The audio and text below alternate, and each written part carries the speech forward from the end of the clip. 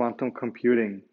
Today we will dive a little deeper into quantum theory. We will talk about the four postulates of quantum physics. We will also look into a classical probabilistic information processing device, so a classical probabilistic computer, and compare this to a quantum information processing device, so a quantum computer, which is inherently probabilistic. For the quantum theory, fear not, we don't need to understand the whole field in order to be able to become a good quantum computer scientist, but we need to have some understanding of some things that are relevant to quantum computing. Quantum theory per se, as I mentioned at the beginning, is a very, it's not controversial, but it's a theory that is always presented as very abstruse and very difficult. Even famous physicists like Richard Feynman contributed to that notion by saying things like everyone who says they understand quantum physics doesn't understand quantum physics. That's how it is perceived in the public. I have a different stance. So I will say that everyone is capable of understanding basic quantum physics. It's just so much different from everything that we experience in our classical macroscopic world. And if you're only introduced to it at university instead of your childhood, then it is maybe a little overwhelming at the beginning. But as I said, for quantum computing, we don't need to have a detailed understanding. It's like being a good computer scientist when you have someone who is a good programmer, someone who can write algorithms pretty well.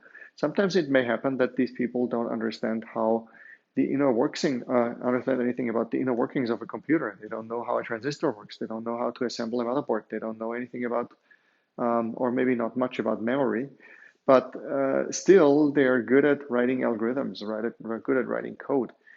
And I think here, when we do quantum computing, we want to take, or at least try to have the same opinion. In order to be able to become a good quantum computer scientist, we don't need to be able to build a quantum chip. Anyway, so now that we agree that quantum physics is different, but it's not difficult per se, what is it then? So for computer scientists, I think I mentioned that at the beginning, we can see it as the fundamental language of the universe, the machine language of the universe, and everything else that we perceive, every force, every interaction that happens sits on top of it. So we could say that electromagnetism, that the strong and weak interaction, that hopefully gravity too, are based on quantum physics. So these are the higher level languages running on the machine language of the universe. For a quantum computer, what we want to think of and understand at the beginning is we need to have some system that we can initialize well. And then, of course, we have to be able to execute some operations. But initialization, let's say you have an input register and you initialize everything to zeros, then that's how we start. Then we execute a series of transformations. You call it evolution. So you evolve the system from a well-defined initial state to something that hopefully is a solution to your problem, or at least tells you something about your problem. If we knew everything about the universe, if we had a computer powerful enough to simulate everything that's going on in the universe, then we could also see how the universe evolves or learn valuable things about the universe. But we're not there yet. It will take us some more time. Yes, we had that at the beginning. I will skip that slide and start right away with the first postulate of quantum theory. Let's read that sentence here. So every quantum system is described completely by a state vector. All properties of the system can be deduced from that state vector. A state vector, so let's look at a very simple system, a 1-qubit system. So what we have, as you remember from the beginning, we have basis states. So let's say we have the state 0, and we will learn more about that notation. But let's say I have the state 0, then the vectorial representation is 1, 0. And then we have the state 1, and the vectorial representation is 0, 1. Then on top of that, you have probability amplitudes. So very often we operate on superposition states, and that means that sometimes we don't have a well-defined state, such as this one and that one here. Sometimes we may end up with a state, let's call it psi, that is in a superposition. So for a 1-qubit system, very simple, superposition can be an equally weighted superposition of these well-defined definite states here. So there's a half probability that my state is 0 or half probability that my state is 1 when I measure that system, right?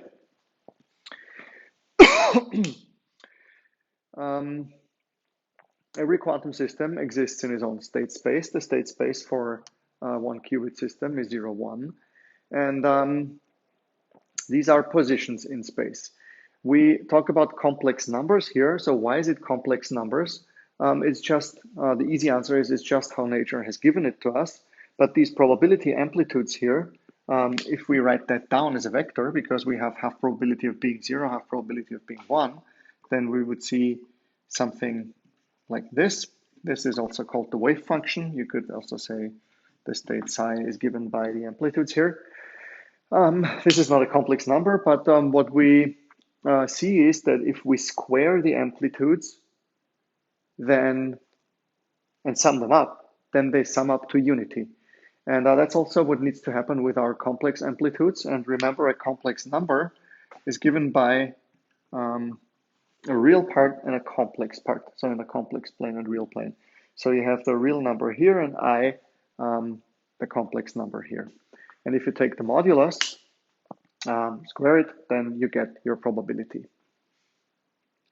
We'll go into more of notation later. What you see here, the state notation. So we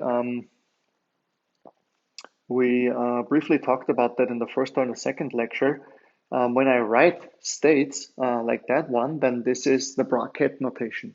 What you can see here is a ket vector. Why is it called bracket? It's because the brackets that surround these states. So for every ket vector, which is a column vector, there is a dual space vector, a bra vector, which is a row vector. In that case, for the state 0, it is 1, 0, and for the state 1, it is 0, 1. And that's enough for the bracket notation for the moment. We'll go into more detail later. But just remember, the probability amplitudes, if you write them down in vectorial form, that's your wave function. So all the probabilities, even if we have a more complex system, let's say we have a system which allows you to have 4 probabilities, which would be a 2-qubit system. For all of these 4, the sum must be the squared sum of the probability amplitudes must be 1. We cannot have less than 1 or more than 1. The second postulate, let's see. The probability of a measurement on a quantum system giving a certain result is determined by the weight of the relevant basis state in the state vector. After the measurement, the system is in the state corresponding to the result of the measurement. What does that mean? So let's go back to that very simple state here. This is an equally weighted superposition, which means we have the same probability for that state to collapse into 0 or 1. So the important thing is, if we measure that system, let's say we have, we want to extract the result of a computation, and the result of the computation is either 0 or 1. Then the whole artistry in quantum computing is, when I look at that system, when I measure that system, let's say my result should be 1, that I make the probability of the state 0 small. I cannot get rid of it. There will still be some probability that when I look at that system, it doesn't give me 1, it gives me 0. But that's why we conduct a measurement or an experiment not only one time, we conduct it maybe 1,000 times. We're still faster than classical computers, so that's the hope. We just read out the experimental result 1,000 times. The important thing is the rich information of the superposition state that we see here. So these 2 probability amplitudes, they will vanish. So I will end up with a definite state. Yeah, and a definite state, in that case, if it's equally weighted, you don't know what you will get as a result when you look at that system. It could be 0 or 1 because it's the same probability.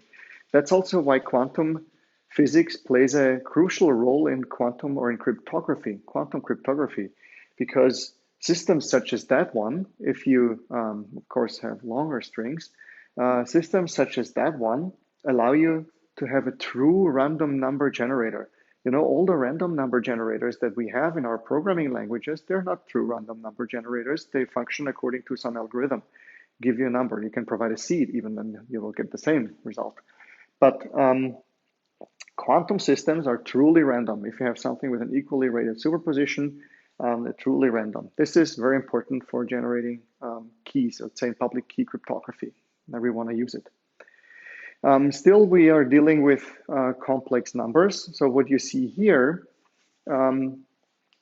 this amplitude A0, so the probability for a state being 0 on the slide, I'll write it down. And you see the A star and A normal. So A sub 0 star and A normal. Yeah. So what does that mean? The star is the complex conjugate. So that's how you take the modulus of a complex number, a square. So which is just you change the sign. So let's say my number z is given by a plus bi, and my number z complex conjugate is given by a minus bi. So you will end up with a real probability if you execute that multiplication, right? So that's the goal. We want to end up with a real probability, although the probability amplitudes are complex numbers. After the measurement, as we said, we will end up with a definite state. I have some examples here that you can just try out and work through. In that case, we have our equally weighted superposition. In that case, on the slide, you can see, again, the state psi, which is square root of, so 1 over the square root of 3 for the state 0, and the square root of 2/3 for the state 1. So if you now square the amplitudes and sum them up, then you will get 1, okay? So there's a higher chance of the state 1 to be the final result in that case. But still, there is 1/3 probability that you end up with the state 0.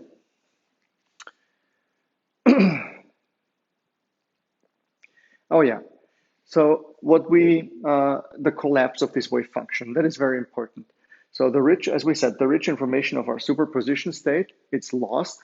What we end up with is one definite result. There is not 0 and 1 coexisting. It is 0 or 1 when I measure it. Unless I don't measure it, I have a superposition state. And what this is called is Copenhagen interpretation. The Copenhagen interpretation says, unless I measure the system, there is no physical reality. It's probabilities.